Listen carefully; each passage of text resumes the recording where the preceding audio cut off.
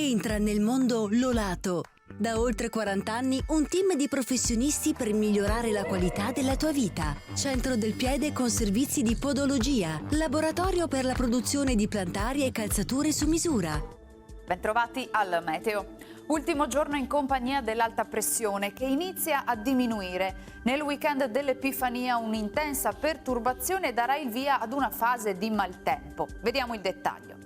Sul Veneto la grafica di giovedì 4 gennaio evidenzia un tempo stabile. Avremo un'alternanza di nuvole e locali rasserenamenti con nebbie sparse di notte, in dissolvimento di mattina e in nuova formazione di sera, più soleggiato in montagna.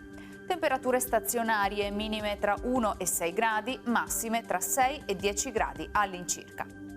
Spostiamoci ora sul Friuli Venezia Giulia.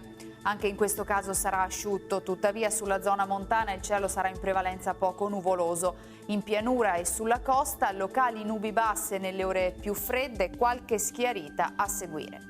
Temperature minime tra 4 e 8 gradi, massime sui 7-10 gradi.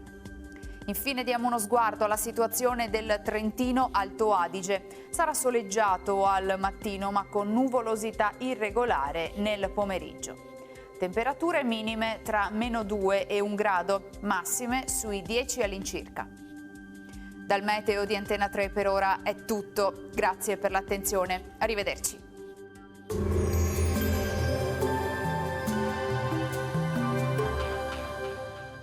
Busti, tutori e protesi di arto personalizzati. Ortopedia e sanitaria Lolato. A Treviso e Montebelluna.